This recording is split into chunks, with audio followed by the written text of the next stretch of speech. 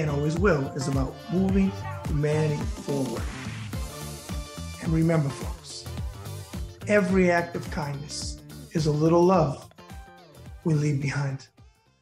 Hey, folks, the man with the pinky ring and the New York thing. Forget about it. Bad Brad Berkwitt. And you're watching another episode of the Bad Brad Berkwitt Show on the Ringside Report web TV channel. Now, make sure you follow me on Twitter at BadBradRSR. Again, that's at BadBradRSR. And check out my great writing team on ringsidereport.com. Well, today, folks, I have a returning guest who is not only popular in the profession that he does on a daily basis, but he just got a 9 out of 10 from Room Raiders on his last appearance on TV. He is the one and only, from The Guardian, congressional reporter Hugo Lowell. Forget about it. All right, well, first of all, what is it? Good afternoon your way. Well, I guess it's my way too then at this point. Good afternoon. Hugo, welcome back to the show. I appreciate you coming on. Well, thanks for having me again. Absolutely. Let's jump right into it. I got some talking points, and if you could update the viewers on those particular talking points, we can go from there. The first one is Secret Service DHS Secretary texts, which is in the news every day from January 6th that are missing. What can you update us on? Yeah, look, I mean, the whole point of me coming on today was to give everyone an in-depth update of where everything is with January 6th and that investigation. So, we should get right into it. And, the point in the news right now is the fact that all these Secret Service text messages from January 5, January 6 have disappeared. And we originally thought it was just the kind of Secret Service agents on the vice president's detail, maybe on the former president's detail. And then we learned this week that it extended to the acting secretary, Chad Wolf, and his deputy, Ken Cuccinelli. And at this point, Brad, I look at all of this, and I think the committee looks at all of this, and they really see something very, very wrong here. I mean, the explanation that the Secret Service has given the Select Committee, as well as the other congressional committees, including House Homeland Security, Senate Homeland Security, is that these text messages, so crucial from the day of the Capitol attack, were erased when agents failed to back up their phones. And then there was a planned agency-wide phone replacement program that went into effect. And I can understand, maybe, some agents don't back up their phones, but when all of these agents don't back up their phones, the acting secretary and his deputy don't back up their phones, we have this pattern now of kind of consistent and almost systematic evidence loss. And I think that's very worrying from an investigative standpoint. And also, it kind of raises the question of what were in those texts that we can now supposedly not recover, because, we talk about this all the time, but it was these 2 days might be the most consequential for that of the Secret Service and DHS. I mean, for any agency, right? And so the fact that these text messages are gone, I think are a real red flag. And I think Jamie Raskin said the other day that, the committee smells a rat. Okay. What about DOJ asking White House officials about Trump in grand jury investigations? Yeah, so this was the other big news that has come this week, right? Or kind of came at the start of this week, was all this reporting about the Justice Department asking top Trump White House officials, people like Mark Short, who was the chief of staff of the former vice president, and Greg Jacob, who was the kind of legal counsel to Pence, about Trump's involvement in events kind of surrounding January 6th. And I think what's new is that would be the first time that these top White House officials, right up in the highest echelons of the Trump White House and the Trump West Wing, are being asked about the former president's direct role. Now, this is not the first time, though, that witnesses in the grand jury investigations have been asked about Trump. In fact, we've known since January that the that the Justice Department has been asking witnesses about, was there a conspiracy involving Trump? Was there any sort of involvement in Trump in the fake elector scheme or trying to obstruct certifications? That's not new. But I think the fact that they're asking White House officials shows a kind of an escalation or a kind of a progression in that criminal investigation. But what it doesn't indicate is that there's a criminal investigation open into Trump himself. And I think, Pete Williams, in one of his final stories for NBC, Pete Williams, real veteran reporter for NBC, noted that just because you're asking a witness about someone's involvement does not mean there's an active criminal investigation into that person. I think that's important to remember. Now, there could be, but we don't know. And based on the fact they're asking Trump, doesn't indicate either way. So I just think, we should all kind of temper our expectations a little bit, because there's been a lot of focus on, Trump's finally being investigated. Well, if the standard for Trump being investigated is witnesses being asked about Trump, then we should be really happy because they've been asking that since January. Good point. Okay. Trump directing Mark Meadows to call Roger Stone and Mike Flynn. Yeah, so this came out at one of the hearings. I believe it was the Cassidy Hutchinson hearing, right? Mm-hmm. Because we haven't spoken since all the hearings concluded. And the one thing that really struck me was Cassidy Hutchinson's testimony about Trump supposedly telling Meadows, his chief of staff, on the night of January 5 to call Roger Stone and Mike Flynn. These two guys are significant because Roger Stone has links to the Proud Boys, who he was a member of, and stormed the Capitol. And actually, the Proud Boys were involved at all the key moments storming the Capitol. They breached the perimeter on the edge of the Capitol grounds. Dominic Pizzola smashes the window with the police shield. All the key breaches, like leading, the initial key breaches are done by members of the Proud Boys. And now you have Trump trying to open a channel of communication with Stone the night before that Capitol attack. I think that's really interesting. That was the link to the rioters that we are not seeing previously, or a potential link, I should say. Meanwhile, and we through those two guys, you basically get kind of a potential line to all of the militia or extremist groups. Like, I just talked about the Proud Boys.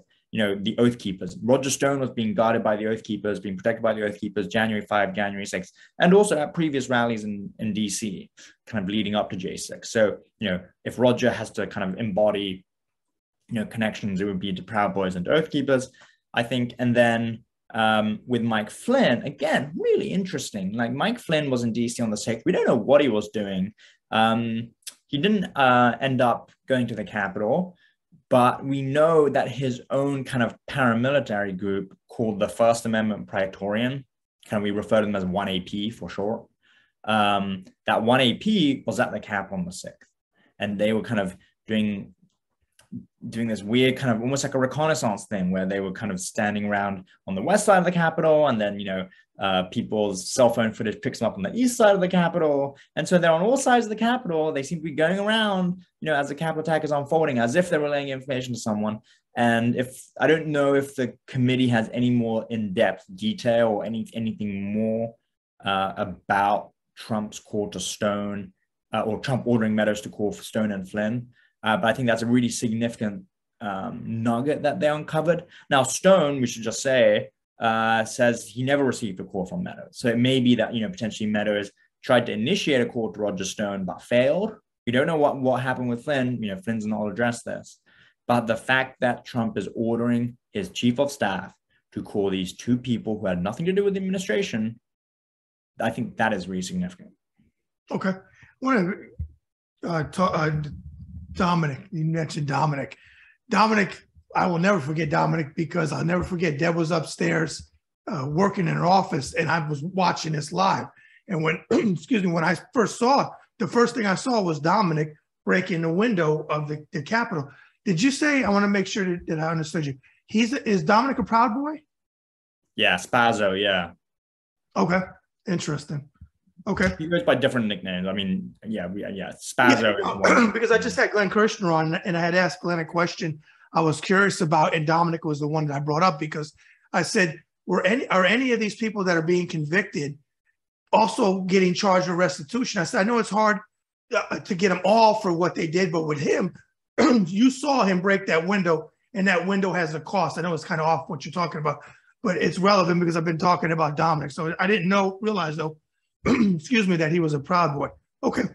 I mean, I will say, Brad, sure, the restitution, but like, Dominic Pizzola has been indicted with seditious conspiracy. I mean, if this, like, I'm sure there will be a lot of fines that this guy has to pay if he's convicted, but also, potential significant jail time. Oh, he hasn't. Oh, I know. He was indicted, but he hasn't gone to court yet. I believe, and I, it's been a while since I looked at this, and like, because we've been dealing with the hearings, I believe he's been charged with seditious conspiracy. I could be wrong, but I believe he has. Okay. All right. Deep problems with the DHS Inspector General in January 6th. Yeah. So, we discussed the kind of the Secret Service text, right? And then missing. And initially, we wondered if the DHS Inspector General, who first raised the alarm about these text messages missing, was doing a real public service here, right? And then it turned out, through some fantastic reporting from the Washington Post, that Joseph Kufari, the Inspector General, was a Trump appointee to be the watchdog for the DHS, of which the Secret Service is a division, actually knew that the messages were erased months before he informed Congress. And then we later learned that it was actually not even like late last year. It was early on into 2021 that he knew that these messages were erased.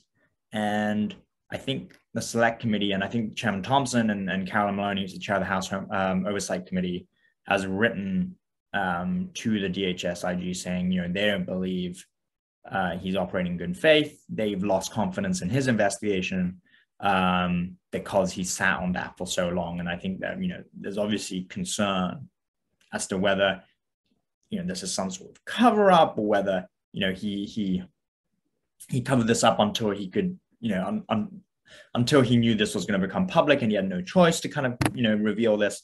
But there does seem to be something very, very strange going on with the fact that if the DHS Inspector General really wanted to establish kind of a true accounting of what was going on after January 6th, he could have let Congress know months before that, the time that he did, especially when he knew Congress had asked for these text messages as early as January 16, 10 days after the Capitol attack. And that device migration that supposedly wiped all these texts out happened 11 days after Congress requested those texts. So you have this very clear timeline. The Capitol attack happens January 6th. January 16, Congress asks for those communications. 11 days later, the text messages are gone. I'm speechless. I mean, it's quite incredible. Yeah. I worked for DHS from 2009 to 2012. And I'm speechless. But I mean, Brad, put it this way. I mean, have you ever, changed an official government phone, or have you even contemplated changing an official government phone without backing them up? Or have you even thought, if you thought maybe I'm not going to be the one backing you up, did you think that the agency itself might be backing up? I mean, this business of having individual agents back up their phones and relying on this honor system on, some of the most consequential days, already knowing that those communications are requested, is what kind of gives us this added layer of stink, right? It does. Let me ask you this. I know you don't cover this part, but as you know, Gates is in the news again with the hot mic with Roger Stone and the big guy, the mafia talk. But I can't remember because there's so much has happened. Has Gates ever been in front of the J6 committee? No member of Congress has been before the January 6th committee. No Republican member, as far as we know. He wasn't subpoenaed as part of that. I mean, we know that he was asking for pardons late 2020, around the same time that other Republican members who seemed to have ties to January 6th were asking for pardons. But kind of, I think the consensus is that he was asking for a different sort of pardon. I think some of the members seem to be asking for pardons with respect to kind of objecting to the certification. And a lot of that came after January 6th. We talked a lot about that at the time. It was like, does this indicate a consciousness of guilt? Well, et cetera, et cetera. But I think Gates was asking for his pardon in late December 2020. I think generally we have all wondered, was this related to this Joel Greenberg stuff? He wanted a blanket pardon, and so it seemed maybe like Gates's pardon was for something a little bit different, and I think we kind of have a good idea of what that might be. Okay, is there a tentative date or any information when they're going to have their? Because I thought I heard something like September next public hearings. Yeah, so this investigation continues. When we first spoke, Brad, and we were worried that this investigation was going to have to end early, and they didn't want to be involved in politics or whatever. It seems like they could really bump up into the midterms. So they want to do an interim report as to what the committee has found so far, kind of at some point in September. We think around mid-September is the kind of tentative date being kind of banded around. And we'll probably see, a few hearings around the release of that report to kind of discuss the contents of it. And then the investigation continues.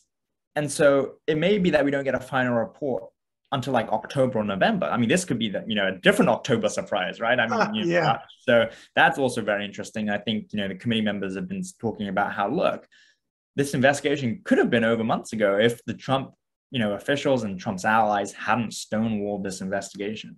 But because they made life so difficult for the committee and, refused to comply with subpoenas, if we think back to the first 3 months of this committee's work, like real, like actual investigative work, it was trying to get Bannon to, and some of these other officials to comply with a subpoena. I mean, really, they only started getting documents and materials, I want to say like end of November, start of December, when Meadows started to cooperate and turned over all of those thousands of text messages.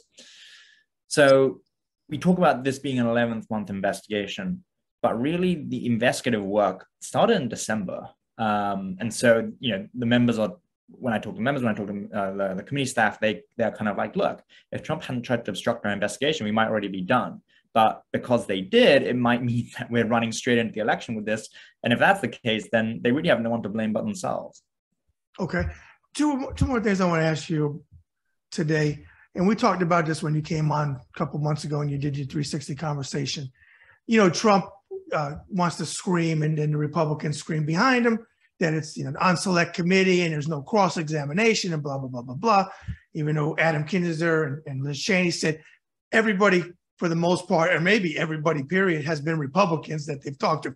But with that said, when this committee was set up, for the viewers, I think you can hopefully recall it, they were going to have more than Liz Cheney or Kinzinger on there. Can you for the viewers, because there's been, again, so much said by Trump, especially lately on his golf courses and from his, all the craziness that he says. For the viewers, can you go back to the beginning real quick and just explain to them initially the Republicans that were going to be on there, and then the game? I'm not asking for opinions, but just the facts of how it was supposed to be set up, but then the games that McCarthy played. Yeah, look, I covered this in real time. I remember it very, very clearly. What happened was immediately, it was actually, I believe it was the night of the Capitol attack, when they were kind of like, the members are coming back to certify the certification, or to certify the electoral count, rather. Pelosi kind of literally standing, surrounded by shards of glass, turns to like her top members and top aides and says, we need to have a commission, an independent, bipartisan commission, a nonpartisan commission to investigate what happened. And that was kind of where this idea was born. And then, so in the kind of fast forward to like spring 2021, Pelosi starts to really explore this. And she deputizes Benny Thompson, who's the chair of the House Homeland Security Committee, to negotiate with his Republican ranking member, the top Republican on that committee, John Katko. And they basically hash out for a few weeks kind of what an independent commission might look like. And at the very end of it, Pelosi was very, very fair. I mean, by any objective standard. I mean, I can't remember the exact number, but they were going to have equal numbers of Democrats and Republicans. There was going to be a 50-50 split on the members. There was going to be equal subpoena power. Like, they fought about this for ages, and Pelosi gave it to them. They were like, fine, we'll give you equal subpoena power, equal members, and it will be a nonpartisan investigation that only lasts until December, and then you can be done with it. And McCarthy was like, holy shit, no way. And McConnell was like, holy shit, no way. And McConnell, after the House passes this on a majority, obviously Republicans voted against it, McConnell goes to his senators and pleads in a closed door breakfast meeting, please, can you vote against this commission and do it as a personal favor to me? And that's what he says, and the Senate tanks the creation of a commission. So that's the initial story behind why this committee exists, is because Republicans had an opportunity to run a very, very short investigation with equal subpoena power, and they turned it down. And then that's why Pelosi was like, well, we have to have some sort of investigation into the Capitol attack. And so she impanels, through the Speaker's office and the power of the Speaker's office, the Select Committee. Benny Thompson is still the chairman of it. The same Benny Thompson that negotiated that equal committee. And she says, look, McCarthy, I'll give you a second chance. And I will let you pick, appropriate members for this investigation. But what does McCarthy do? He goes and picks people like Jim Jordan, who we already knew by that point had spoken to like Trump on January 6th and the weeks leading up to it. Like, the idea of putting someone on the investigation, knowing that they may have to investigate themselves, that is not, I think, by any standard, an appropriate selection. And I think McCarthy knew that. And yet he did it anyway. And so when Pelosi rejected them, when Pelosi rejected people like Jim Jordan being appointed to the committee, she said, fine, McCarthy, I'll give you a third chance. Oh, really? A third chance? She was like, come back with a different suggestion. I'll point some of the other members who I think, are good, I like, fine choices, but I'm not going to appoint people like Jim Jordan.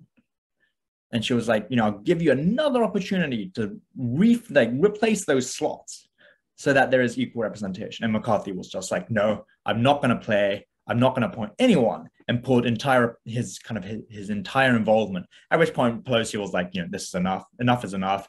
I'm going to appoint Republican members. And that's how Cheney was appointed. That's how Adam Kinzinger was appointed. Wasn't, Hugo, I don't know if you remember this, wasn't Andy Biggs, was he one? Why does Andy Biggs' name come into my mind? Was he one that they picked too? I believe so, yeah. It was a number of, so McCarthy had this split of, he had a number of people who were connected to January 6th. I think it was Andy Biggs, Jim Jordan, and he had a couple of, I think it was a couple of freshman Republican members. Okay. I think there were 2 or 3 that Pelosi accepted, and there were 2 or 3 that Pelosi rejected. But the rejected slots, she was like, come back to me with more suggestions. We can work together on this. And McCarthy had a bit of a temper tantrum and said, no, I'm not going to kind of play at all, and pulled all of his suggestions from the panel, saying we're not going to get involved at all.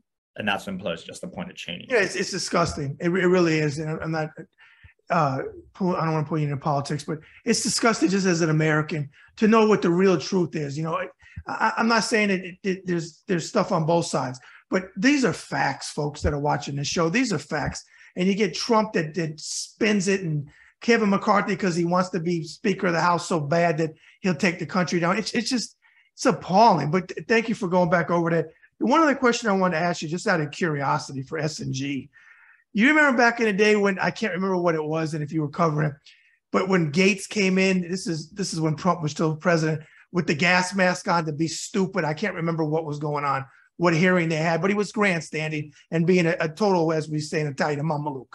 But has there been any time, I would think maybe the media would have covered this, but has there been any time, or are they even able to do this, that any of the Republicans, like a Matt Gaetz or somebody else, that like to try to come in there when something's going on and grandstand and be ridiculous? Because they've done that before.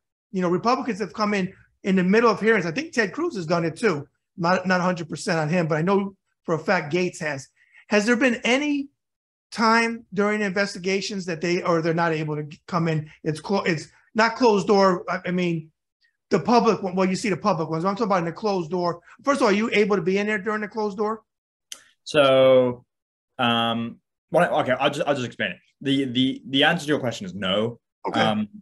Not for us. Not, I mean, no to the question of have Republicans tried to interrupt proceedings. Okay. So famously during impeachment one, I think it was the House I want to say it's the House Intelligence Committee or the Joint Committees in kind of doing the impeachment inquiry. Receiving a classified briefing in what we call a secure compartmentalized information facility. The acronym is a SCIF. SCIF, yeah, yep. Yeah. So they were in the House SCIF in the basement, and kind of a bunch of House Republicans decided to kind of quote unquote storm the SCIF. So they came down, they demanded to be accessing it, and if we know it was a stunt in part because all the Republicans came in filming on their phones. Now, Republicans in a SCIF, right? You're supposed to turn. I worked in a SCIF. No, right. I did this for many years. Right, it's terrible. But for your viewers, you're not supposed to be videotaping classified information. You're not supposed to bring your phone in there for the viewers. Right. Go ahead. No electronics whatsoever. None. It's basically like it's a lead-lined room, right? As you know. Yes. So that was really a stunt. We've not seen that with these hearings, and we'd always kind of like joked about it with other reporters, like, do you think Jim Jordan will come storming into the hearing today?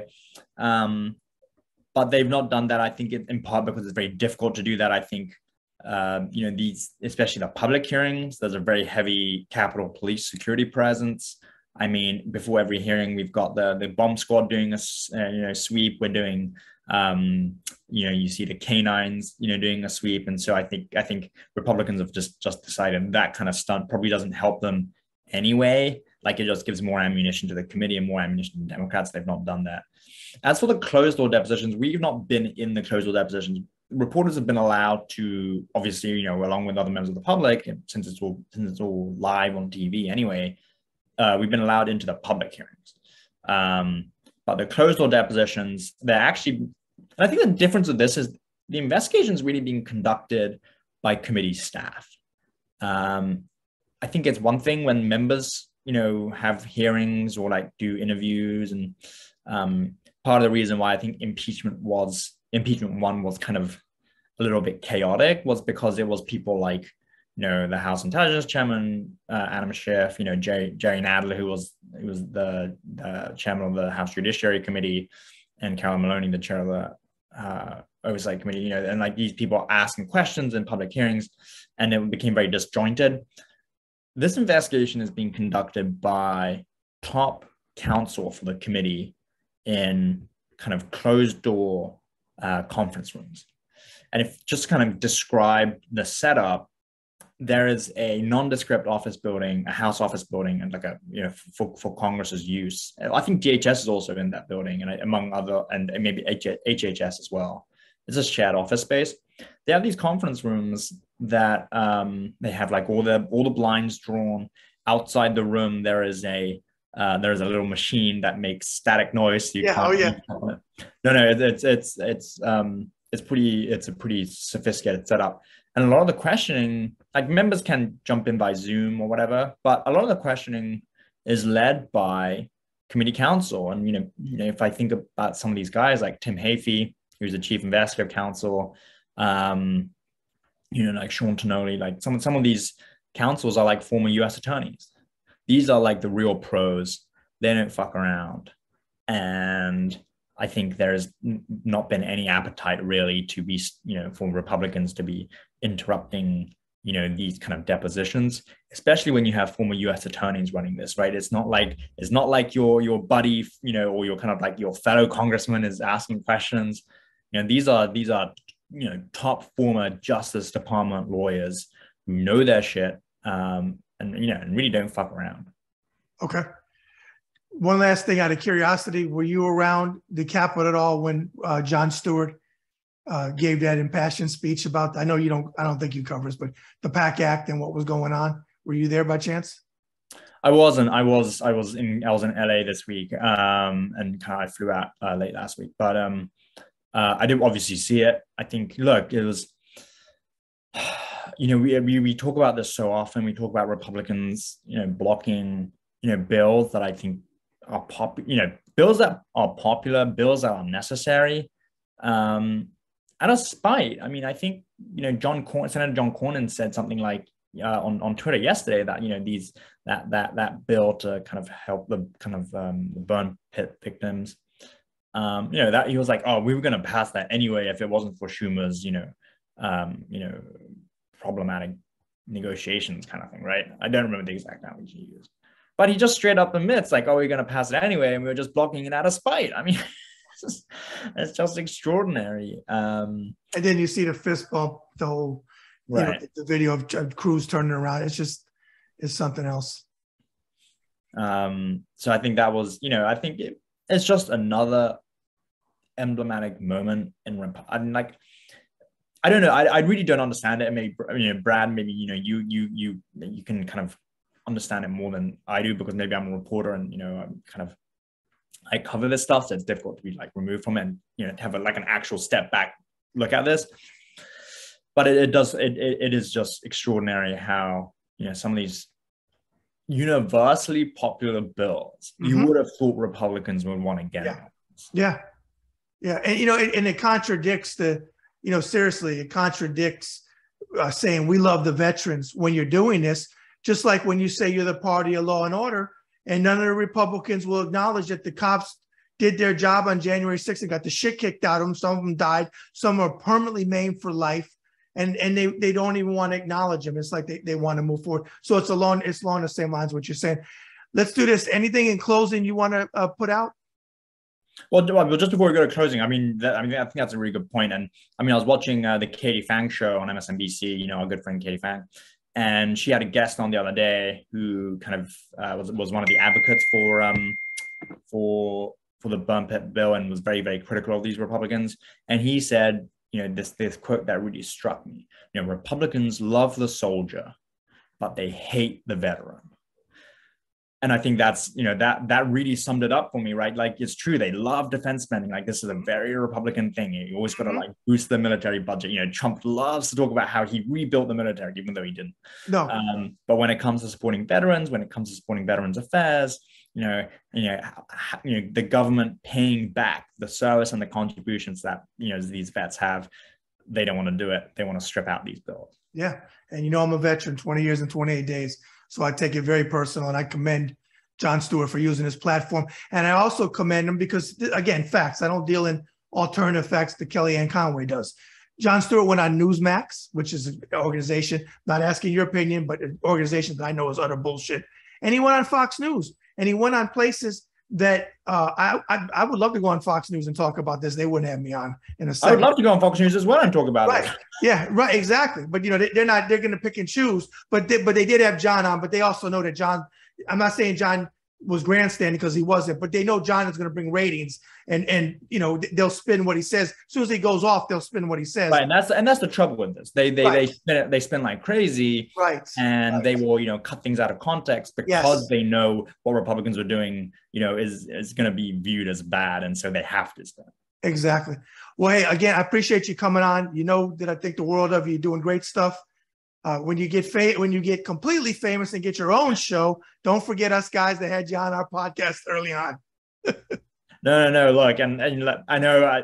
So for all your viewers, I think this is trying to set these sessions up is always a labor of love.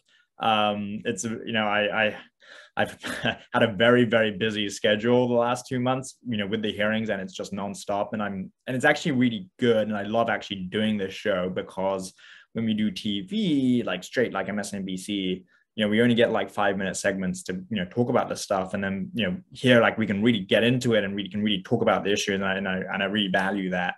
And so, it's always great to be on. And I'm sure we'll figure out something down the line as well. Like, I like to give you kind of viewers periodic updates, kind of, and you were saying how let's wait until the end of the hearings, and then we can take all of this stuff together, see all of the committee's findings and kind of like unpack it. So I'm really glad that, we got the opportunity to do that.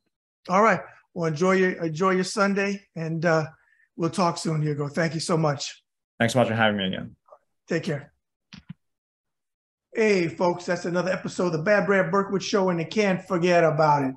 Hugo Lowell, congressional reporter covering the J6 committee for the Guardian DC Bureau. Always great to have him on. Very knowledgeable, very down to earth. These are the type of guests that I love having on the show because they bring you, the viewers, the real information. And did you hear what he said? Not in a 5-minute segment, because on this show, you get to be heard unedited, unfiltered, and as much time as we need. So with that said, make sure you subscribe to the channel. Make sure you retweet these shows. I always personally respond back to comments that you leave on my videos and shows and my moving. Don't forget, below the list of the Bad Brad Berkwitt show are my Moving Humanity Forward panels. I'm very proud of those panels, and I'm very proud of the panelists that come on those panels as well. All right, folks, and remember, every act of kindness is a little love we leave behind. Bad Brad out. Thank you for watching the Bad Brad Berkwitt Show. Please follow, subscribe, leave comments, forget about it, and move humanity forward.